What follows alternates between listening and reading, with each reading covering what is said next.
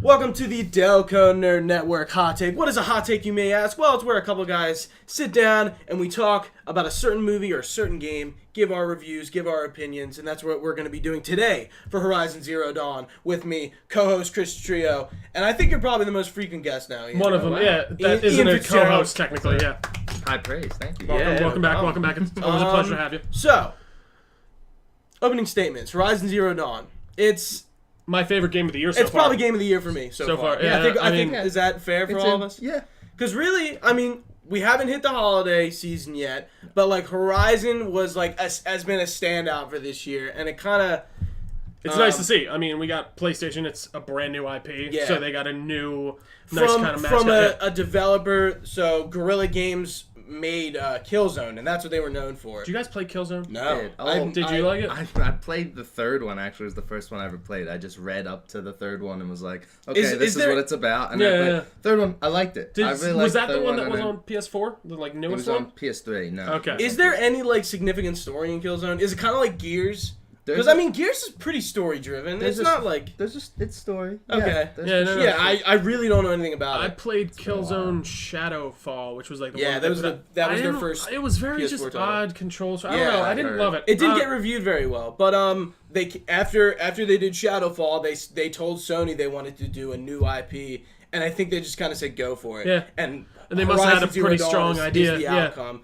So basically, this is kind of a game set in a post-apocalyptic future. You don't really know what's happening with. Well, I mean, we do. You really at the beginning, up until like kind of the middle of the game, you have no fucking idea what's going on. You know make, about like, the guesses. world you're in, but you know you're on Earth, and you know something happened. Possibly my favorite part about the game. It's so true. I'm halfway through the game and I still don't know what hell's going on. It's a very cool amalgam of like old and new stuff, especially with like the creatures and everything. It's a good it's a juxtaposition of like this futuristic tech with these like tribal people, but they still look kind of like different. They're not like super tribal. They still use technology like a decent amount. Yeah, they call everything like whether it's in like their armor, because they do use like the pieces of the robots they kill as armor and stuff. There are a few things where I'm like, how are they not like they called, what is it, burner fuel? Like fuel is, what was it called? They have different names for everything. What's the name of the basically green fuel? I can't remember. It's got a name. I know what you're talking. It's called burn or like flame or something. It's literally just some kind of dumbed down name. But it's cool because I mean they obviously kind of know the outline of what these technologies do, but it's kind of viewed as like a mystical type of deal, right? Yeah. I mean they know they exist, but I don't think they know how to build those types of machines. Like, not at all. They wouldn't know how to build it, but they know what they do. Like certain people, as you meet, collect parts from them and like want those. And you can parts. tell like more people or like more technologically advanced. Like the Nora are pretty primitive, and then you have the Karja, and I guess the Shadow Karja kind of fall in the same bulk where they're like kind of like middle ground. But the Banuk seem to have their shit together, but we don't get a lot of the Banuk in this game, and I think the DLC is going to deal a lot with them. One thing I really liked, it was like you have the, I'm sorry, what was Aloy's tribe's name again? Nora. The Nora are very like almost Native American-ish inspired type of tribe, where then you get to like the Karja and their city, and it's like medieval almost and stuff like that, and the armors they're wearing. I thought that was super very drastic. cool. Like a few steps ahead. Exactly, for sure. but not even like so much to the point of it's a crazy difference. But you're like, oh, it's almost like you're looking at these medieval people. And then we have the where Osram, who are like the crafters and the builders, kind of like the dwarven type peoples. Yeah, they're kind of big and bulky and don't wear like as like their clothing is very like what's Gears the word? of War. No, not Gears of War, but bulky. I don't know. It's bulky and like gray, very armory. And, it's like, very armory, like knightish, and it looks like you'd be forging in something. And exactly, that's like a use exactly for what they do. But it's a very cool like melding of that stuff. Also, the combat we should just get into is just the whole game moves very well technically, in my opinion. You know, I think I don't really have any low points of this game, but like the combat doesn't super stick out to me as like the defining point of the game. Totally. It's pretty much a base third person. I guess you could call it a shooter adventure game, because I mean most of the time you're using the bow, so True. Yeah. And I think, Did you guys use a lot of stealth in the game? A ton of it. Yeah. I wasn't stealth that much. Really? I didn't find it very useful. Like the first armor I got was stealth, and I'm just like, fuck that. There were times that like I was like, if I'm not stealthy here, I'm going to have to use a lot of resources to heal myself, or like I'm like, it's gonna be. It might take longer, but it's gonna be a lot easier for me if I just go about this, sneaking through, killing the people, and then finish it. You know, take a longer time than risk dying halfway through doing it and then have to do it all over again. That's why the combat kind of does stick out for me, because like you have to plan. You really have to kind of think about what you're doing before you go in battle. You can't just not have any. You have to go around, collect your health, collect this. I like that you can't fast travel right off the bat. At first, you need like the fast travel packs, but I actually did like that. It forces you to explore a little bit towards the beginning. In the beginning of the game, I wasn't using fast travel at all, except when I like needed to go back and sell. I'd fast travel just to do that. Of course, but and then towards the end of the game, like of course, huge, and you buy the one fast travel kit that lets you go everywhere.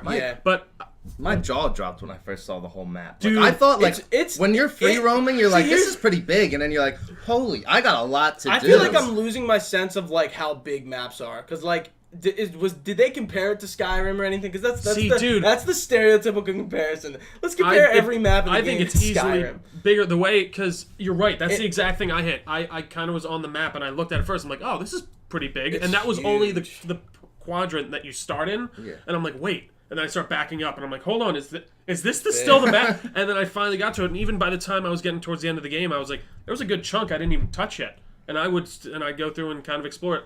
And it's one of those games where you use it all the time. You definitely know, which is fun. The photo mode is that's definitely one of those games where I'm like, I do want to just kind of sit and look at this sunset, which doesn't happen that often. Uncharted has a photo mode, but Horizon just does it way better because they have like better. I don't know, the game. The filters. Uncharted and, to me isn't as very like scenic and like photographic, whereas like Horizon, like there's always like something cool, like even the monsters and. I don't know, like the way you can like do the exposures and the brightness levels and all the different level bars, like it's and very you can cool. make like a pretty cool picture. And yeah, I was such a fan of that, and I tweeted like when I first started playing the game, like every game fucking needs this, dude, because it just adds an extra level to it, where you're sharing your experiences online with your friends, and some people get annoyed that you post a lot of pictures all the time, but who cares? No, I thought I would love them, but the one I posted, I was like, is this up to standards, Gooch? And you did. You posted a good one. I tried. No, thank you. But the like last game, I'm playing it again right now that I remember doing that in is Witcher, where I literally just sit there and like the wind would be breezing and Witcher it's like needs that. And it's awesome. I'm like, I just want to kind of sit here and look at the sun for a sec, and it's cool. That's an awesome touch, and I love to see that happen in a game to make me kind of sit there. I feel like CD Projekt Red would eventually just be like, yeah, we're gonna put an update with photo mode in it, even though the game's been out for like 2 years. Yeah, don't worry about it. But like that's a game that could have used it. That it could have just like enhanced the game like 30 times. But enough about the photo mode. It's just a good point. Yeah, one thing I really like about the gameplay, and it's to stand out for me, besides I think the Tripcaster and the fire arrow bow. They never explicitly tell you need to use certain items except for the trials, where you have to. I like that. It kind of makes you experiment. I like it because they're not like... Because I never used the fucking Rattler. I never got the purple one, the fire one. Yeah. I didn't really like it. I didn't use it a ton either. Yeah, but I never bought it. I would. You never bought it once? No. Wow. I would pick them up if somebody dropped it, and that would be helpful, but I never actually went and bought one. Yeah. One of my favorite was the bow and arrow, the sharpshooter one with the exploding ones that go and then they pop things off. Yeah. Oh, I'm all about that heavy bow. I don't really like the lighter one. See, I use the lighter one when I'm just taking down like the like raptor ones and Watchers. like the easy ones and the watchers, and you use the serrated arrows because those do a ton of damage. And what I'll do is see, I love how you can combine everything. Like certain animals you'd want to freeze, and then you take off parts that would do more damage. The fire arrows you'd want to shoot their gas tanks. And then even on your wheel, like putting different weapons. Like I was reading Game Informer, and I think it was an article about after the game came out. And he's like, "Why did you limit the player's weapons?" And they gave like a pretty like decent answer for it. I think it works. And it was just like combining your weapons of what you have on your wheel and using that instead of just having every single weapon there. I read that they had a lot of ideas for more weapons, and that we could probably be seeing them, and not just weapons, beasts, enemies, like that they wanted to put in. But they're like, it's just so much we could save those ideas for the bestiary is pretty large. There's a lot of different animals, and you see them a lot pretty often, but like I think that's okay. I like it. The beginning of the game kind of reminded me almost like Pokemon, because there's this whole map that you don't know about, and then there's these creatures that you've never seen before, and then you collect them in your database, and it gives you a description of what they are and stuff. Well, dude, like, even like I can't. We might touch on some spoilers, so I don't want to you're right. I don't. Just be careful. We're getting into spoilers for the game, but near the end of the game, you see the character, like basically at the end, you see a character come upon this gigantic monster. It's at the end when it kind of fades out into the thing. I can't wait to see in the second one how gigantic they're gonna really go with the enemies, and like how crazy different they will be. Yeah. I'm very interested I wonder to if see they'll eventually. Wait. It's kind of spoilery. I don't want to say. No, we're into spoilers now. Well, I was gonna say, like Gaia gets destroyed at the end, right? Yeah. Well, no, Gaia gets reborn. I thought was the idea. She is able to take over. Okay, so basically, in the end, you find out that the Earth was destroyed by these hordes of biology-eating... biomass-consuming... robots that basically ran on biofuel. They don't have to run on biofuel. It's an option. But I thought, but once everything ran out, which I thought was the idea, So basically, by the end, they become self-aware, and the idea is they just become this horde, and they're going to devour the entire Earth. And the only way they see of saving it is by creating basically an artificial intelligence to terraform and repopulate the Earth once. That's what Project Zero Dawn is. Yes. That's like what the game is Huge based reveal. after. Yeah, and it took a while. It was like kind of like pulling teeth, you but were I really liked it. You're like, what is Horizon Zero Dawn? Like, why is it called that? And then you find out. You start hearing about it in the game, but you still don't know what it is, and then you get little types of puzzle pieces. You even go to like the Zero Dawn facility, and you get what it is by that point, but like you're not like exactly like, well, what exactly what fucked up? Yeah. Because there's Apollo was the teaching apparatus. Apollo was the educational knowledge of everything of humanity, basically. And this guy thinks that it's Farrow, gonna who creates the robot. So Ted Farrow is the reason this all he's the reason, but like he doesn't do it on purpose. Of course, it's kind of he makes the robot switch in turn do this thing to the Earth, but. It's crazy because he's basically saying, like, well, this is humanity's fault, even though it's really his, so he burns all of humanity's knowledge and basically leaves He destroys Apollo, and essentially all the knowledge, from the beginning of time till, I guess, then, is gone. I also thought a really cool thing was the Hades idea, that they built this other program within Gaia to basically eradicate the Earth again in case she fucks up. And you would keep, a yin and yang kind of a thing. Exactly. Yeah, it's like a checks and balances type system. But it went off. The idea of Gaia was like really fucking cool. It was, and it's Mother Earth was the whole thing. That was Gaia. That's what I thought. Of Earth. Yeah. And I liked how as you're going through the facility, you find out that like there's certain people that are just dedicated to the Zero Dawn project and in certain positions. Dude from Texas is all about making Hades, and he's listening to heavy metal and stuff while he's making them and stuff. And then like the other people are like very Mother Nature like. Like the Apollo leader was like from a museum of human history or something. Like, and it's cool. Yeah. So let's talk about Aloy, who I think is like I really like Aloy. I do too. And so we kind of figure out that we don't really, like at the beginning, we don't really know who Aloy is, how she was born. We just know she was like found. Like it's pretty obvious that she clearly like doesn't have parents. She was born in a way that wasn't seen fit to the elders of the Nora, so she was cast out. Well, they don't say exactly why she's... But they don't even know themselves. They just found her. Oh, yeah. I was just curious. Do they say that right at the beginning? Yeah, they find her. I guess you're right. They don't see anything. They just find her outside the door. They never really explain how she gets there. I just couldn't remember. So she is pretty much a reincarnation of Elizabeth Sobek, who is the leader, head of the Zero Dawn project, the initiative to save humanity, basically. And Gaia pretty much recreates her. Basically, she's like a fail-safe. She was a if clone. Something happens. Well, Hades was taking over or something, and she had to sacrifice her core or something. I can't remember exactly. She had to sacrifice herself in some way to stop Hades, but that only delayed Hades.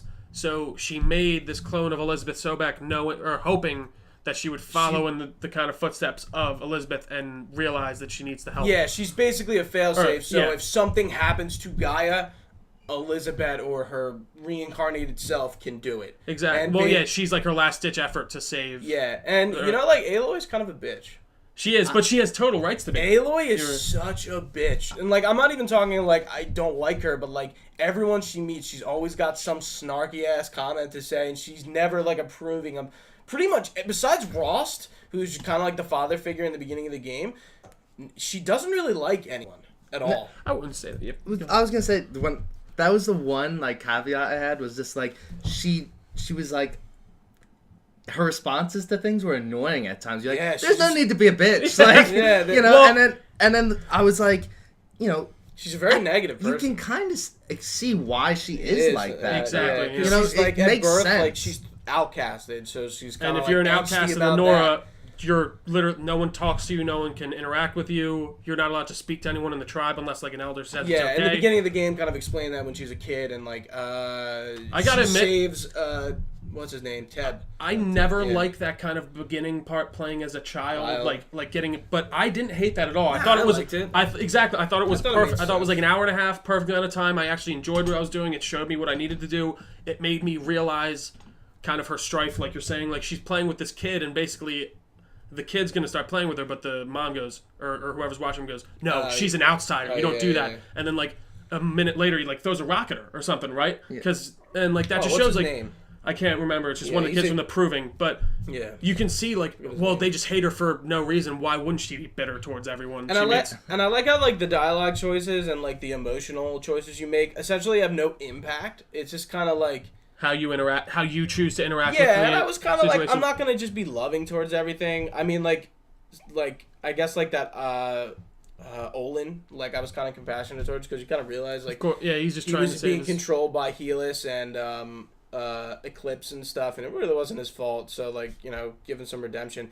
But like most of the time, like Aloy had like every reason, as I was playing as her character, not as myself, and she had I feel like Aloy would act like a bitch. one gripe I do have with her, she should have sunburn all the time with that red hair and white skin. That's all I'm saying. But the one thing I did read, and I don't know if this is factual, so don't quote me on it, but they were saying, like, I read something that if you were, depending on how you interacted with major characters, was how many people, spoiler alert, come at the end to help you. I thought that was just determined if you did a quest or not. Exactly. So basically, if you... Yeah, there's certain quests that have certain people that help you out. Like Orm's brother. Did you get the trophy for that? Because it's not that hard. I didn't get... Was the guy who's, like, kills the different, bases with you, like sneaking? Yeah. Does he help you at the end? Because he did not help me at the end, and that means I didn't. Oh, did you duel him?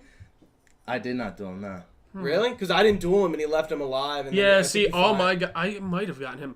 See, that's the one thing I do like. It's a trophy, and it wasn't that difficult. So I got everyone. Basically, throughout the game, as long as you hit these major side quests, I'd call them. These people come to help you with the end battle, and they do make a hell of a difference that. Oh yeah, they distract a lot of the monsters. And like if you don't have them, okay, I had no idea. You get because like rocked. I played, I'm like I saw them, but like I was like because I looked up something. I was like, how hard could this be without? And I looked up a YouTube video of someone doing it without any of the help. You're and public enemy number one. Yeah, you're it. Yeah, everyone's going at you the entire time. I like that Ostrom cannon at the end. I think. Oh, cool. Same. But. Going out of I think the story is fucking great. It's original sci-fi. It's really original. Yeah, and that's why this game stands out as like a new original IP. And of course, there's not like totally original ideas in it, but like they use them in a different, and they use them in an original way.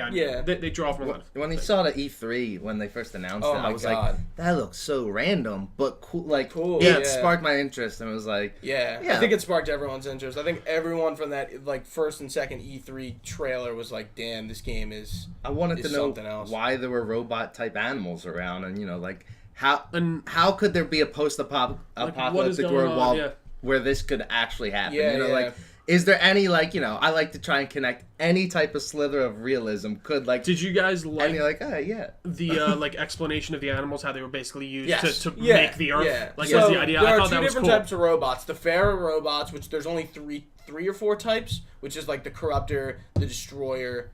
And they're like warbots, basically. Yeah, they're basically the robots that Ted Farrow uses to like. What's the thing? Those are the ones that are like real blocky and look very military. They're black. They're all black. And they have like a bunch. It's one of the them. Big ones, the huge guys with the missiles. Yeah, they almost look like they almost look like the things from War of the Worlds, but very smaller, like the tripods. Oh, they are Ted Corruptors. They are Ted Farrow's robots that his company builds. Yeah. The other robots are Gaia's creations, but that get corrupted by task. Yeah. I love the idea of taking over animals, like you take them and use them to help you out and shit like that, and riding them was really well I wasn't really hacking that much. I hacked a ton, just so I wouldn't have to fight certain, like, some guys I would just fly past. Exactly. Some, really, some guys I would, and some I wouldn't. I didn't use the Strider mount a lot until the end of the game.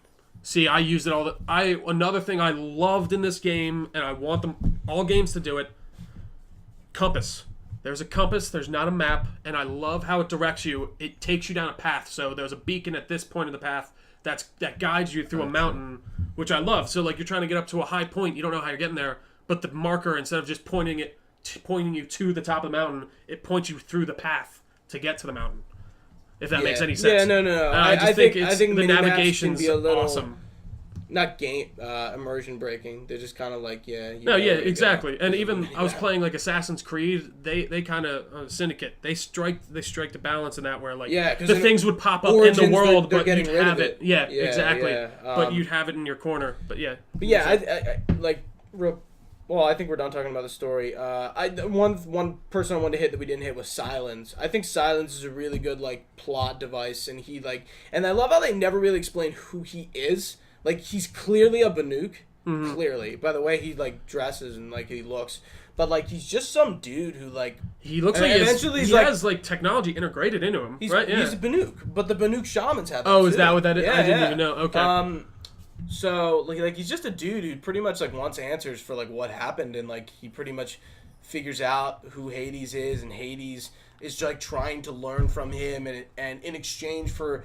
Silence giving Hades knowledge. Hades giving Silence knowledge. Well, he was trying... Well, yeah, I guess it was kind of a back and forth knowledge, because basically Silence was trying to get information on the old world out of Hades, and in return he'd repair Hades, I thought was that's it. Yeah, but then Silence was teaching it got out of control, and what was going on, too, because he was like, define, Karja, and he's like, oh, not too fast. Yeah. Yeah, I think Silence was cool. I kind of like how he never really got, like, personal with Aloy. He kind of, like, used her, but, like, not really. Not in a bad way. You kind of think he's a bad guy in the beginning, and then he gets good, and then he's bad again, but he's, like, bad and good. I never knew if I could trust him ever, and to be honest, I still don't. Yeah, I agree. Like, the ending scene, like, it looks like he has captures Hades' like, essence. Or his AI, basically, or whatever it is in this thing. But I don't think he's going to use it to, like, kill people. I just think he really... I think he's going to use it to learn, that's his whole thing is he just wants to figure out what happened to humanity and what happened to those who came before. Is that's who they call him? But I mean, I think we've covered about everything, right? Anything else you want to talk about? Well, I want to mention the platinum.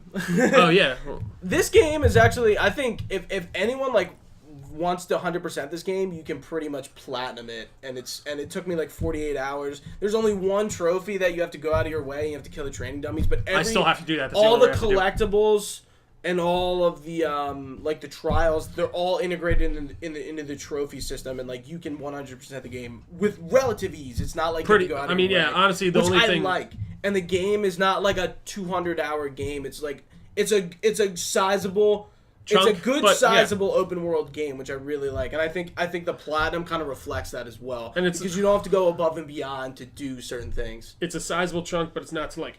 Even though I'm playing The Witcher right now, like I said, The Witcher's like the way it stacks on things, and I'm like, and I'm picking up all these Witcher contracts. It's like you're not high enough level for these 8 Witcher contracts that you have, and I'm like, I don't know what to do. Like there's so much on my screen. Yeah. This is a very manageable a lot, if that makes any sense when it comes to. I think the way I handled Witcher was good. Because, like, I didn't, like, overwhelm myself. I kind of, like, literally, like, I finished White Orchard, then I went to, like, Novigrad, and I did, like, everything. I finished White Orchard, I did Velen, and then I did everything in Velen, then I moved to Novigrad, and, like... But, like, it is also the way you handle the open world game. Yeah. Like, if you just... Like, some people get overwhelmed, like, Colin Moriarty always talked about The Witcher, and he was like, it's overwhelming. Like, yeah, I can understand that, but like Horizon isn't overwhelming. No. And I think the side quests are pretty well done. I really like. I said it earlier. Like, I don't really have a negative for this game. It's really like very good, and like the story's good, the gameplay is good, and I think everything else I'm not saying is very like average to the point where I don't have an issue with it.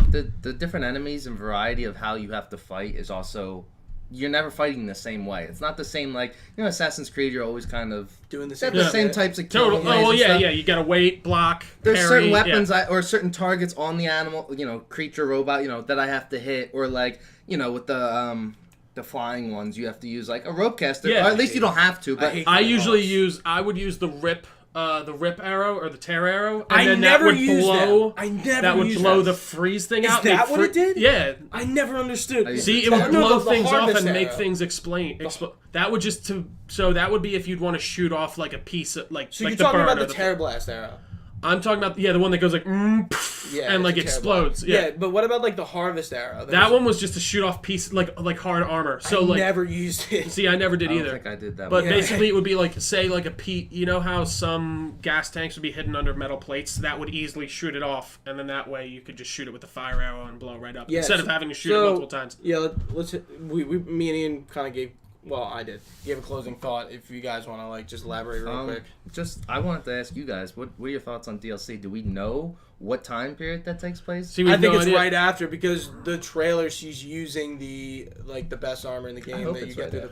Well, but I mean, you can get that. You can get that without finishing the game, though. You have to get pretty far. You got to get pretty far in the game to get it. But yeah, I think it's after the game, and it's supposed to be all about the Banuk, where I think it's about Silence comes from. And it's going to be in the snow area. I can't remember what it's called. Unlock a new area of the map, or it's going to be like they'll take you out of the game world and put you in a whole new one. See, I think they could easily just add it on, like how big that map is already. You just put a passage from some corner of the map into the new part of the map, and you're there. Yeah. Overall, I just freaking love this game. It's my, like I said at the beginning, game of the year so far. I love the combat. I love the main protagonist. It's just a really solid, there's no awesome negatives game. in my opinion, and like it's really tough for me to like. I was gonna say there's probably some negatives, but without nitpicking, yes. There's really nothing that's like it's shitty. It's gonna be in the running for the game of the year, and like I think it might win it, even though like you could think about it right now, like probably like Breath of the Wild will be in there, and maybe Mario Odyssey, and like another title that. I don't know, but like I feel like Horizon would probably win it, like just basing it off of like what we've seen so far. It's a good game. It's definitely a system seller for the PS4. It's not why I bought the PS4, but it's definitely like in the spectrum of why I got it, because like I wanted to play this game. And the reason we're doing it late is because Ian got it because I said it was good, and the trio picked it up at launch, and then me and... I was going to get it. Yeah, but I got it, and you were like, Gooch, is it good? And you were like, yeah. And I'm like, I'm going to get it. And you literally went out and bought it. Yeah, I wanted to make sure that what I was buying, you know... No, that's... You know where to come to ask the opinions. Yeah, so me and Ian played it like a few months after, and Chris wow, I called you Chris. It's trio, Gooch. I just get up and leave. No. Next you played it at launch. Yeah, I did. I thoroughly enjoyed it. I'm probably going to go back and do New Game Plus soon. Yeah. But real quick, they do update the game a lot, and so they added a New Game Plus with 2 new trophies, which I think is pretty cool. So I was kind of pissed because now I got to go back and play the game again, but I'll just do it later. Like that's a game. And they added another difficulty. New Game Plus is always good for me. But thank you guys for watching this Delco Nerd Network Hot Take. I've been Trio. He's been Ian. He's been Gooch. You can find us on Facebook at facebook.com/Delco Nerd Network, on Instagram at Delco Nerds, right? DNN or is that DNN? No, Twitter's DNN Nerds because we don't have the script, so it's kind of hard. And then Instagram is Delco Nerd Network. Yeah. That's how. Well, look out for us there. YouTube.com/Ragucci25. Thank you for watching, guys, and stay nerdy.